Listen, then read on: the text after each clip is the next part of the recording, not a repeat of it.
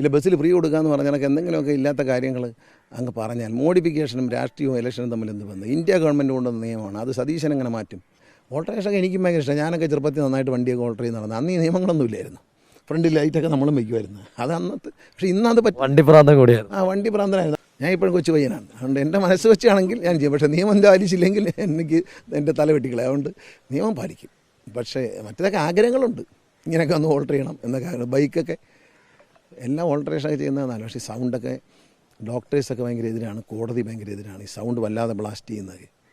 പിന്നെ അതൊരു ആ സൗണ്ട് കൂട്ടാൻ വേണ്ടി സ്പീഡ് കൂട്ടുമ്പോൾ അപകടങ്ങളുണ്ടാകും. നിശബ്ദ പ്രചരണമാണെങ്കിലും പത്തനാപുരത്തെ LDF സ്ഥാനാർത്ഥി KB ഗണേഷ് കുമാർ സജീവം തന്നെയാണ്. എങ്ങനെയാണ് ഇന്നത്തെ ദിവസം ക്രമീകരിച്ചിരിക്കുന്നത്? ഇന്ന് പ്രധാനമായിട്ട് ഇവിടെ മാത്രം ഒരു കശുവണ്ടി ഫാക്ടറി വരാനുണ്ടായിരുന്നു. കാരണം ഞങ്ങൾ സ്വീകരണം വന്ന ദിവസം ഇവിടെ കയറാനിരുന്നതാണ്. ഇന്ന് രാത്രിയായിപ്പോയി, ലേറ്റായിപ്പോയി. അപ്പോൾ അതുകൊണ്ട് ഇന്ന് അവരെല്ലാം കണ്ടു. അവർ കാത്തിരിക്കുകയായിരുന്നു.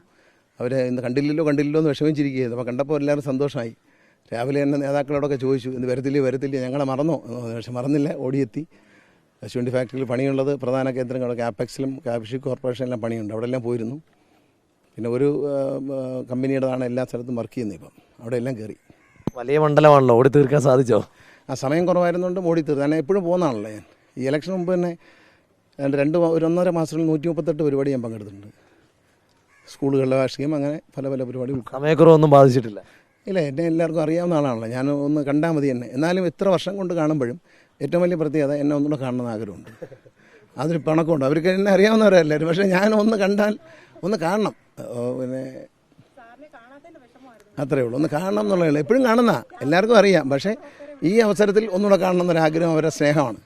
മണ്ഡലത്തിൽ എന്താണ് അനുകൂലമാണോ എന്ന് ഞാൻ ചോദിക്കുന്നില്ല, എന്നാലും എന്താണ് ഒരു സാഹചര്യം? അല്ല, നമ്മളിപ്പോൾ 25 വർഷം കഴിയുമ്പോഴും ഈ പറഞ്ഞ പോലെ ഗണേഷ് കുമാർ എന്ന് പറഞ്ഞാൽ MLA, ആ ആളിനെ കാണാൻ വേണ്ടിയിട്ട് എപ്പോഴും കാണുന്നില്ലേ നമ്മുടെ MLA അല്ലേ. ഈ പറഞ്ഞ കണക്ക് ഒരു മാസം കഴിഞ്ഞൊരു 1.5 മാസത്തിനുള്ളിൽ ഒരു 138 പരിപാടിയിൽ ഇലക്ഷൻ ഡിക്ലെയർ ചെയ്യുമ്പോൾ ഞാൻ പങ്കെടുത്തിട്ടുണ്ട്. ആ സ്കൂൾ വാർഷികങ്ങൾ, അങ്ങനെ അവിടെ എല്ലാം കാണുന്നതാണ് ഇവരെല്ലാം എന്നെ. മക്കളോട് സ്കൂളിൽ വരുമ്പോഴെല്ലാം. പക്ഷേ എന്നാലും ഒന്നുകൂടി എന്നെ കാണണമെന്നുള്ള ആഗ്രഹമാണ് എൻ്റെ ഭാഗ്യം. പോളിംഗ് ദിനത്തിലെ പ്ലാനിംഗ് ഒക്കെ ആയോ? അതെല്ലാം പാർട്ടി LDFൻ്റെ സംവിധാനങ്ങൾ കൃത്യമായി എണ്ണയിട്ട യന്ത്രം പോലെ പ്രവർത്തിക്കും. കൃത്യമായി അവരെല്ലാം ചെയ്തു തുടങ്ങി. മൗണ്ട് താബൂറിൽ തന്നെയാണോ വോട്ടുള്ളത്? എൻ്റെ വോട്ട് മൗണ്ട് താബൂറിലാണ്. രാവിലെ നേരത്തെ വന്ന് ചെയ്തിട്ട് മണിയാകുമ്പോഴത്തേക്ക് ഞാൻ വരും. 10-നും 10:30 ഇടയ്ക്ക് വരും. എല്ലാ ബൂത്തും ഒന്നുകൂടെ സന്ദർശിക്കുകയാണെന്ന് ഓടി. ഇപ്പോൾ എല്ലായിടത്തും ഒന്ന് പരമാവധി ഓടി. എല്ലാവർക്കും ഓടി. പറ്റേ ഇലക്ഷൻ ഏജൻറ്റ് ഒരാളുണ്ട്. അപ്പോൾ അദ്ദേഹം പോകും, ഞാനും പോകും. ഞങ്ങൾ രണ്ട് വശത്തായിട്ട് പോകും. എല്ലായിടത്തും ഒന്ന് കയറി വരും. ഇലക്ഷന് മുന്നേ തൊട്ട് മുന്നേ ചില ചർച്ചകളൊക്കെ ഉയർന്നു വന്നിരുന്നു, ഒന്നും ബാധിച്ചിട്ടുണ്ടായിരുന്നില്ലല്ലേ? ഒന്നുമില്ല, അതൊക്കെ വെറുതെ ഇങ്ങനെ ഈ ഇലക്ഷനെ ആളുകളെ കൺഫ്യൂസ് ചെയ്യാൻ വേണ്ടി. പക്ഷേ ഇവിടെ അങ്ങനെ കൺഫ്യൂസ് ചെയ്യാൻ പറ്റില്ല. കാരണം ഓൾറെഡി ഫിക്സ്ഡ് ആണ്. ആർക്ക് വോട്ട് ചെയ്യണം, എങ്ങനെ ചെയ്യണം എന്നൊക്കെ മനസ്സിൽ ഫിക്സ് ചെയ്തു. പിന്നെ ഈ അപരനെയൊക്കെ കൊണ്ടുവന്നൊരു ഇന്നിപ്പോൾ മനോരമ ഒരു വേല ചെയ്തു. മനോരമ പറഞ്ഞു ഗണേഷ് കുമാറിൻ്റെ ബാലറ്റിൽ 4ാമതാണെന്നാണ്. യഥാർത്ഥത്തിൽ 5ാമതാണ്. അപ്പം മലയാള മനോരമ അങ്ങനെ ചില ഉപകാരങ്ങളൊക്കെ ചെയ്യുന്നുണ്ട്. കാരണം വെച്ചാൽ കൺഫ്യൂസ് ചെയ്യാൻ വേണ്ടിയിട്ട്. ഒരു അപരൻ അടുപ്പുണ്ട് തൊട്ടടുത്ത്. അപ്പോൾ ഈ അപരനിലേക്ക് പോകാൻ വേണ്ടിയിട്ട് നമ്മൾ 5 പറഞ്ഞ് പഠിപ്പിച്ചിട്ടുണ്ട്. ഈ അപരൻ അടുത്ത് കിടക്കുന്നതുകൊണ്ട് 5 പറഞ്ഞു. മനോരമ പറയുന്നു എനിക്ക് ഇലക്ഷൻ കമ്മീഷൻ ഞങ്ങൾക്ക് തന്നതും ബാലറ്റ് പേപ്പറിൽ ഇന്നിപ്പോൾ ഉദ്യോഗസ്ഥന്മാരൊക്കെ വോട്ട് ചെയ്യുന്നുണ്ട്, അവരെല്ലാം കാണുന്നത് 5ാമതാണ്. പക്ഷെ മനോരമ മാത്രം 4 കണ്ടു. 4 കാണുന്നതിൻ്റെ ഉദ്ദേശം നമ്മളെ ഉപദ്രവിക്കുക എന്നുള്ളത് തന്നെയാണ്. ഇപ്പോൾ ഈ UDFൻ്റെ പ്രകടന പത്രികയിൽ ഒരു പരാമർശം, അതിപ്പോൾ വലിയ ചർച്ചയാണ് സോഷ്യൽ മീഡിയയിലൊക്കെ. ഈ മോഡിഫിക്കേഷൻ ചെയ്യുന്നതിന് ഞങ്ങൾക്ക് വലിയ എതിർപ്പൊന്നുമില്ല, നിങ്ങൾക്ക് വേണമെങ്കിൽ ചെറുതായിട്ടൊക്കെ ചെയ്യാമെന്നൊക്കെയാണ് അതിനകത്ത് പറയുന്നത്. പക്ഷേ ഇന്ത്യ ഗവൺമെൻറ്റാണ്, നമ്മളും അതൊക്കെ അനുഭവിച്ചു കൊടുത്തിട്ടുണ്ട്. മോഡിഫിക്കേഷനൊക്കെ എങ്ങനെ ചെയ്യാമെന്ന് വളരെ ലിബറലായിട്ട് ഞാൻ പറഞ്ഞു കൊടുത്തിട്ടുണ്ട്. പക്ഷേ ഈ വലിയ ഒച്ചത്തിലുണ്ടാക്കുന്ന ബൈക്കിൻ്റെ സൗണ്ടൊക്കെ അതൊന്നും കോടതി അനുവദിക്കത്തില്ല. മുൻവശത്ത് ഒരു ലൈറ്റും വയ്ക്കാൻ, വണ്ടിയിൽ ഒരു ലൈറ്റ് വെച്ചാൽ 5000 രൂപ വെച്ച് ഫൈൻ അടിക്കുകയാണ് ബഹുമാനപ്പെട്ട ഹൈക്കോടതിയുടെ നിർദ്ദേശം പാലിക്കാതിരിക്കാൻ പറ്റും. എന്തെങ്കിലുമൊക്കെ ഇല്ല ബസ്സിൽ ഫ്രീ കൊടുക്കാമെന്ന് പറഞ്ഞാൽ എന്തെങ്കിലുമൊക്കെ ഇല്ലാത്ത കാര്യങ്ങൾ അങ്ങ് പറഞ്ഞാൽ മോഡിഫിക്കേഷനും രാഷ്ട്രീയവും ഇലക്ഷനും തമ്മിൽ എന്ത് ബന്ധം? ഇന്ത്യ ഗവൺമെൻറ് കൊണ്ടുവന്ന നിയമമാണ്, അത് സതീശൻ എങ്ങനെ മാറ്റും? ഇന്ത്യ ഗവൺമെൻറ് വെച്ചേക്കുന്ന മോട്ടോർ വാഹന നിയമം ഇന്ത്യ ഗവൺമെൻറ്റിൻ്റെയാണ്. അതിൽ മോഡിഫിക്കേഷൻ അനുവദിക്കാൻ ഹെഡ്ലൈറ്റ് മുമ്പിൽ ഒരു ലൈറ്റും വയ്ക്കാൻ പാടില്ലെന്ന് ബഹുമാനപ്പെട്ട ഹൈക്കോടതിയുടെ ശക്തമായ വിധിയുണ്ട്. ഒരാഴ്ചയിൽ 2 ആഴ്ച കൂടുമ്പോൾ ഗവൺമെൻറ് പ്ലീഡറെ വിളിച്ചിട്ട് അത് വിലയിരുത്തുന്നുണ്ട് കോടതി. അങ്ങനെയൊക്കെ ചെയ്യുന്ന കർശനമായ നിലപാടെടുക്കുമ്പോൾ നമ്മൾ കോടതിയെ മറികടന്നുകൊണ്ടൊക്കെ പ്രകടന പത്രിക ഇറക്കാൻ പറ്റുമോ? തികഞ്ഞ ആത്മവിശ്വാസം തന്നെയാണ്. ഞാൻ ഈ ഓൾട്ടറേഷനൊന്നും എതിരൊന്നുമല്ല. നാച്ചുറലി വണ്ടിക്ക് മാറ്റം വരാത്ത ഏത് ഓൾട്ടറേഷൻ അനുഭവിച്ചോളാം ഞാൻ നേരത്തെ പറഞ്ഞിട്ടുണ്ട്. അതായത് ഇപ്പോൾ വണ്ടിക്കൊരു ഡിസൈനുണ്ട്, ആ ഡിസൈനെ വേർപെടുത്തുക. അതായത് വലിയൊരു ടയർ ഇടുന്നതുകൊണ്ട് വണ്ടിക്ക് കുഴപ്പമൊന്നുമില്ല. പക്ഷേ ആ ടയർ പിടിപ്പിക്കാൻ വേണ്ടി മറ്റൊരു സാധനം ഇടയിൽ വയ്ക്കുക, ഇത് അപകടത്തിനിടയാക്കും. കാരണം അത് ഊരിപ്പോയാലോ? കമ്പനി ഡിസൈൻ ചെയ്തേക്കുന്ന ഒരു ഡിസൈൻ വളരെ സയൻറ്റിഫിക്കായിട്ട് ഡിസൈൻ ചെയ്തതിനു ശേഷം അത് അപ്രൂവൽ വാങ്ങിയതിനു ശേഷമാണ് അവർ ഫാക്ടറി മാനുഫാക്ചർ ചെയ്യുന്നത്. ആ മാനുഫാക്ചർ ചെയ്യുന്ന ബേസിക് സാധനത്തിൽ മാറ്റം വരുത്താൻ പാടില്ല. പിന്നെ വല്ലാത്ത പ്രകാശമുള്ള ലൈറ്റ് വെച്ചാൽ എതിരെ വരുന്നവർക്ക് പുഷ്പമല്ലേ? അപ്പോൾ അത് ആലപ്പുഴയിൽ ഒരു അപകടം ഉണ്ടായിട്ട് 6ഓളം മെഡിക്കൽ വിദ്യാർത്ഥികൾ മരിച്ചില്ലേ, അത് ലൈറ്റ് കണ്ണിലടിച്ച് പേടിച്ചു പോയതാണ്. കാരണം ലൈറ്റ് വല്ലാതെ കണ്ണിലടിച്ചപ്പോഴത്തേക്കും എവിടുന്ന എന്താണെന്ന് മനസ്സിലാകാതെ കൺഫ്യൂഷനായിട്ടാണ് കുഞ്ഞുങ്ങൾ പോയിട്ട് ഈ ബസ്സിലടിച്ചത്. ഇതൊന്നും മറന്നു പോകരുത്.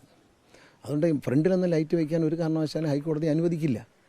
ജഡ്ജ് 2 ആഴ്ച കൂടുമ്പോൾ ഇവരെല്ലാം വിളിച്ചു വരുത്തി ശകാരിക്കുകയാണ്. അപ്പോൾ നമ്മൾ അദ്ദേഹം പറയുന്ന കേൾക്കാതിരിക്കാൻ പറ്റൂ, കോടതി പറയുന്നത് കേട്ടേ പറ്റുള്ളൂ. അതൊക്കെ വെറുതെ ഇലക്ഷന് ചുമ്മാ ആളെ പറ്റിക്കാൻ വേണ്ടി ഓൾട്രേഷൻ ചെയ്യാൻ സമ്മതിച്ചേക്കാം എന്ന് പറഞ്ഞാൽ നിയമമല്ലേ പറയാൻ പറ്റും. ഞാനൊരു മന്ത്രിയാണ്, എനിക്കത് പറയാൻ പറ്റില്ല.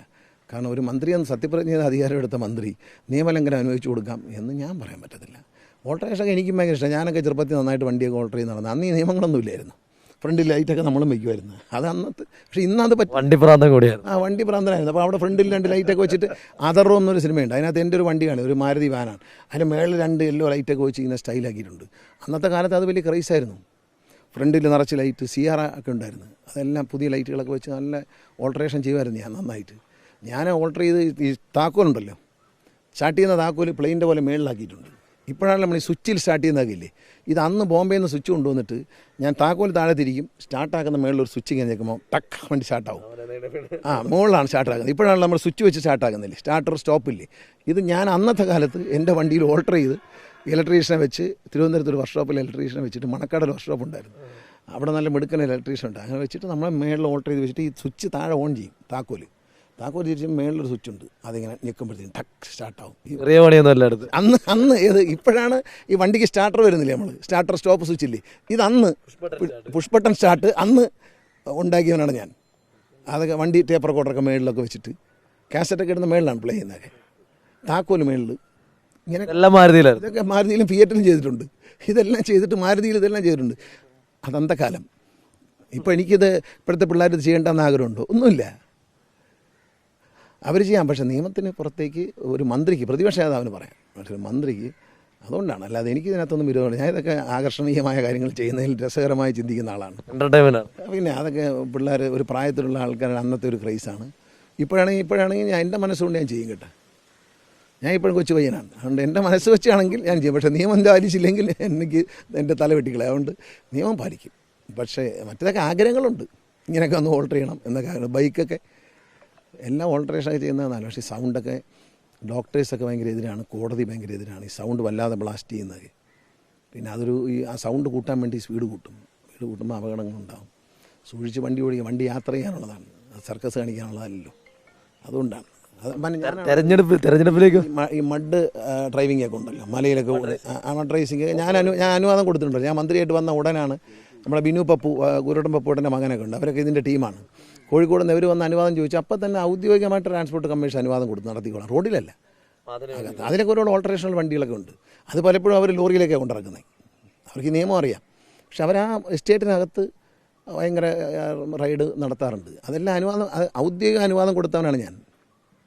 അന്നത്തെ ട്രാൻസ്പോർട്ട് കമ്മീഷനോട് ഔദ്യോഗികമായിട്ട് അപേക്ഷ കൊടുത്ത് അനുവാദം കൊടുക്കാൻ വേണ്ടിയിട്ട് ചെയ്തിട്ടുണ്ട്. ഇതൊക്കെ ഇപ്പോൾ ഇലക്ഷന് വേണ്ടിയിട്ടുള്ളതാവും. ഇതൊക്കെ ഇലക്ഷൻ ഉണ്ടല്ലേ. KSRTCയിൽ ഫ്രീ ആയിട്ട് കൊണ്ടുപോകും. ആരെയാണ് ഈ പാവപ്പെട്ട കശുവണ്ടി തൊഴിലാളികളെ ഫ്രീ ആയിട്ട് കൊണ്ടുപോകും? അതോ 1.5 ലക്ഷം രൂപ ശമ്പളം വാങ്ങുന്ന സ്ത്രീയെ കൊണ്ടുപോകും? വെറുതെ പറയുന്നതല്ലേ.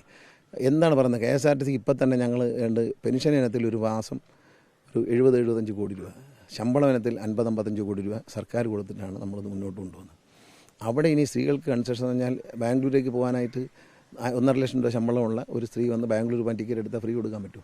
AC വണ്ടിയിൽ ടിക്കറ്റ് കൊടുക്കില്ല എന്ന് പറയാൻ പറ്റും. അപ്പോൾ വ്യക്തത വേണം.